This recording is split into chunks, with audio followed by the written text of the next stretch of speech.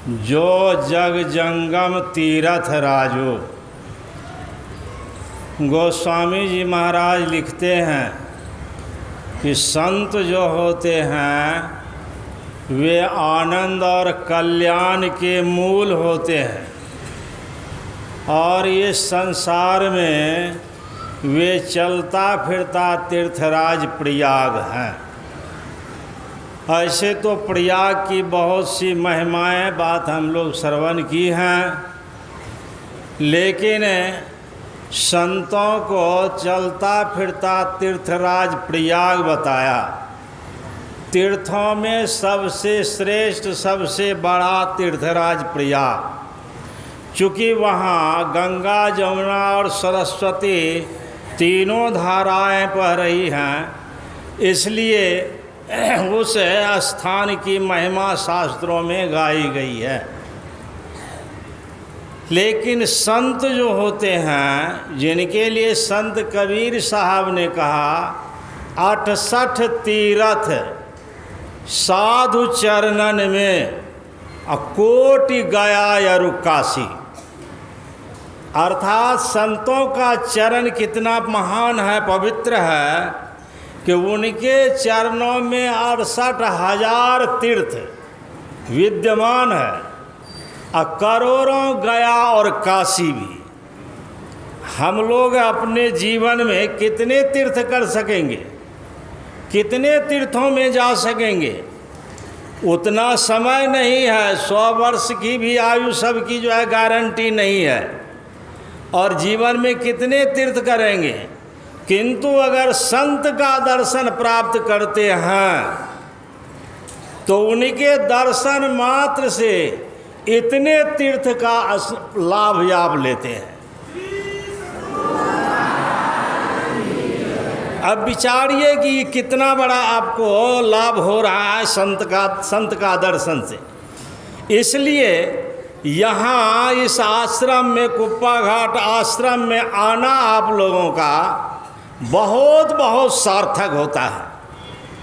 संत मिलन को चालिए अत्ताजी ममता मदमान, जेते डेग बढ़ाइए तेते तीरथ जान। जितना पग भूमि पर रख करके यहाँ पहुँचते हैं, तो जितना पग भूमि पर रखना पड़ता है उतने तीर्थ का फल आप जो है लेते हैं, उतना तीर्थ करके आ रहे हैं।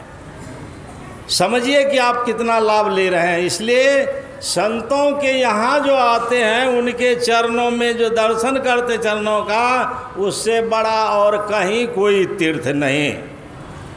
जादिन संत पाहुने आवत, सूरदास जी महाराज ने कहा कि जादिन संत पाहुने आवत, तीरथ कोटि अन्हान करे फल, दर्शन ही ते पावत। अगर आप अपने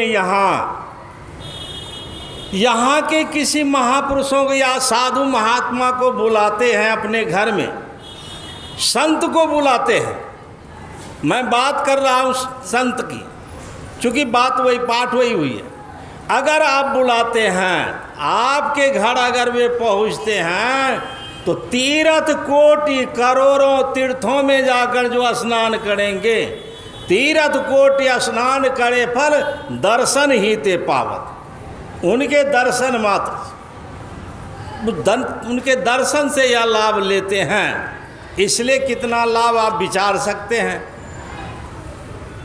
प्रीति प्रचंड लगाए पर ब्रह्म ही, और सबय कछु लागत फीको।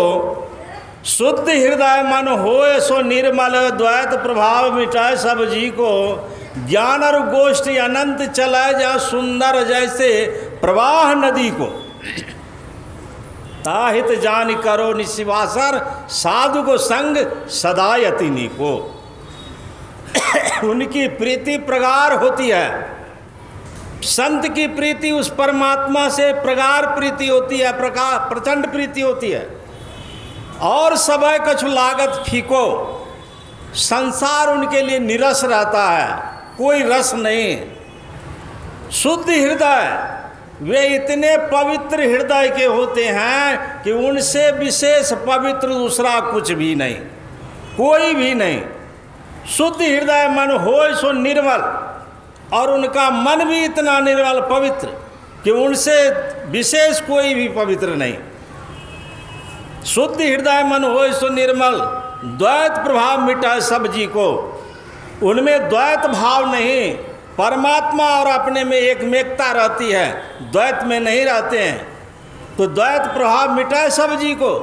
ज्ञान और गोष्ठी अनंत चला जाए, उनके यहाँ ज्ञान की गंगा अनवरत रूप से बहती रहती है। प्रवाह नदी को, जैसे नदी की प्रवाह हो रही है, अनवरत रूप से धारा बह रही है, उसी तरह वहाँ उनके यहाँ जो है ज्ञान की गंगा बहती रह। सुंदर ताहित जान करो निस्वासर, साधु को संग सदा यति निको। सबसे सुंदर बढ़िया बात यही है। संत पलटू साहब लिखते हैं, संत मोर प्राण रहो मैं साथ में, तीन लोक सब रहा संत के हाथ में। लक्ष्मी मोर शरीर सो दासी संत की, अरे हारे पलटू हरि उधो से कह बात यह तंत की। भगवान विष्णु कहते हैं कि संत क्या है? वो मेरा प्राण है। संत मोर प्राण। अगर आप जीवित हैं तब तक जीवित हैं जब तक आपके शरीर में प्राण चेतना है, और जिस दिन प्राण वायु निकल जाएंगे आपका शरीर मुर्दा। तो भगवान क्या कहते हैं? संत मेरा प्राण है, अर्थात संत के बिना भगवंत का कोई अस्तित्व नहीं, ऐसा मानकर चलिए। तो संत मोर प्राण रहा मैं साथ में, तीन लोग सब रहे संत के हाथ में। तीन लोग, ब्रह्मा का लोग, विष्णु का लोग और शिव का लोग। अर्थात ब्रह्मा में जो शक्ति है सृष्टि करने की वह शक्ति, विष्णु में जो पालन करने की शक्ति है वह शक्ति, और शिव जी में जो संहार करने की शक्ति है वह शक्ति संतों की मुट्ठी में होती है। कितने बड़े महान!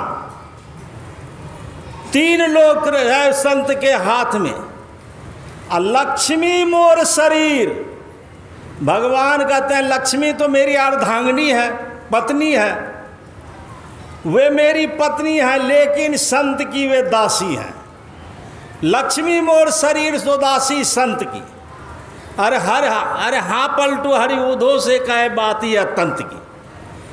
अर्थात विचारिए कि कोई किन्हीं की पत्नी है तो पत्नी को वे जो कुछ बात कहेंगे सबके सब बात पत्नी मान ही लेगी, ऐसा कोई ज़रूरी नहीं है। बल्कि मैं कहता हूँ कि अधिकतर पत्नी की ही बात पति को मानना होता है, पत्नी की ही बात अधिक मानकर उनको चलना होता है। और जिस बात में वे अड़ जाएंगी कि मैं यह नहीं करूँगी, तो लाख कहते रहने पर भी पति की बात वे नहीं मानेगी। भगवान कहते हैं वे तो मेरी पत्नी है, लेकिन वे हैं क्या? संत की दासी। तो जो दासी होती हैं, दासी को कोई भी बात कहेंगे, कोई भी आज्ञा उनको देंगे, एक बार भी वह टाल नहीं सकेगी, वह काम उसको करना होगा। तो दासी संत की लक्ष्मी क्या है? संत की दासी। अगर संत लक्ष्मी को कहेंगे कि उनके घर में तुम जाओ, उनको आशीर्वाद करेंगे, दुआ दे देंगे संत अपने मुंह से, तो अगर वे कहेंगे कि तो तुम सुखी हो जाओ, तो लक्ष्मी उसके घर में दौड़कर चली जाएगी। कभी वह इनकार नहीं करेगी जाने के लिए, दूसरे के यहाँ से वे दौड़कर वहाँ चली जाएगी। तो सो दासी संत की हरि उधो से कहे बात, हारे पलटो हरि उधो से कहे बात ये तंत्र। ये है संतों की महिमा।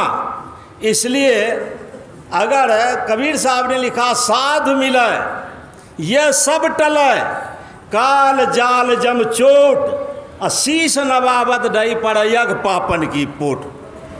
अगर साधु मिल जाए तो ये सब के सब टल जाएंगे। क्या? काल जाल जम चोट।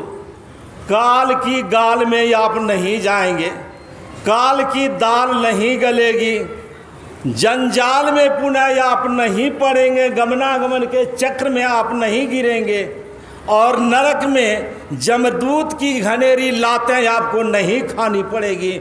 ये सब टल जाएंगे, सब टले काल जाल जम चोट, और शीश नवाबत ढई पड़े। उनके चरणों पर अगर श्रद्धावंत होकर आप अपना सिर झुकाते हैं, नमन करते हैं, प्रणाम करते हैं, तो क्या होगा? कबीर साहब कहते हैं कि शीश नवाबत ढई पड़े अग पापन की पोट, पाप की पोटरी जो है लुढ़क करके आपके सिर पर से सदा के लिए गिर जाएगी।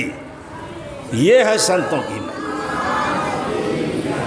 इन्हीं शब्दों के साथ 92वें विराम पूज्य बाबा लोगों से आप सुनेंगे। श्री सद्गुरु महाराज की।